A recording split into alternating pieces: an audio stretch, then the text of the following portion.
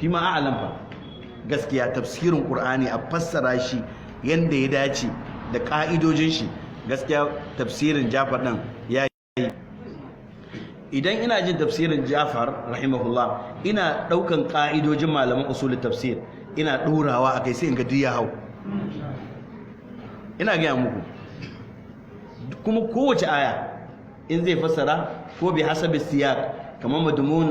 majmu'at min al-ayat kamar ayoyi wata kisa haka kuka karanto to in dai ka san usul tafsir yana karantowa yana fassarawa kafin ya kai ƙarshe za ga ya amfani da wata ka'ida daga cikin ka'idojin fannin wannan shike nuna cewa ya karanci fannin ne kuma shi dan fannin ne kwarai da gaske da yake ana magana ne akan ulumul qur'an ko usul tafsir to ya kamata in za a yi magana a fito da masu shi din kun fahimce ni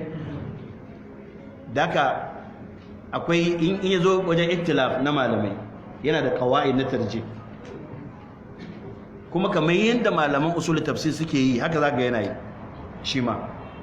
sannan idan ya dauko bangaren qadaya lugawiyya ita ma haka zai tafi kuma sannan yana da yani ibrazu ash-shakhsiyya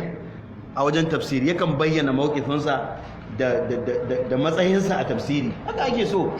kana tafsiri ka fitar da ra'ayinka kai ma ga abin da ka fahimta ka rinjayar da wani abu kuma kai kai shiru karka ji tsoron kowa ai kaga mutum ba zai haka ba a fanni sai ya cika ya batse sai ya iya ya zama bai tsoro kuma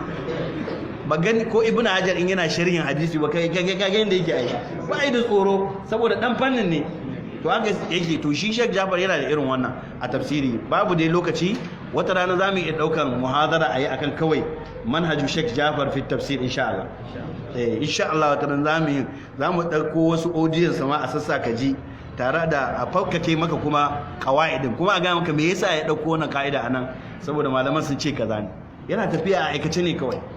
to haka ake so to ana so a samu irin su ne da yawa tilitili malaman mu wanda suke tafsirin Qur'ani suna kokari kwarai da gaske da yake ba babi ne na jarhu wa ta'dil ba kawai ina faɗin falala ne wani mutum ne nake gani ya iya bari a faɗa kan wani ya lazo da ce to kana nufin sauran duk ba su iya ba a'a sun iya sosai kuma akwai wanda wata ilima sun fi shi amma ban san su bane ni fi ma waqaftu alai na ce bi ra'ayi in an tambaya an ce wanne ya fi zance Sheikh Jafar ya fi iya tafsiri dalili saboda yana da ƙa'idoji sosai na tafsirin kuma baya manta da su sun riga sun zama kamar jikin shi ya riga ya saba da su kowace aya yana mura'an wannan qawaidin da takatsantsan na wajen ya zai dabbaka su a cikin tafsirin shi yasa tafsirin ya zama yana da armashi kwarai daga sai kuma kowa ma yana da yana da buguyarsa ko in ce maraminsa ko kuma rabansa a ciki bi hasab mustawayatin nas kaman awam suna fahimtar tafsirin khawas suna gane tafsirin ahlul lugha ni naji wani doktor daga cikin ulama'ul lugha yana jinjinawa tafsirin yace kai ya san lugha sosai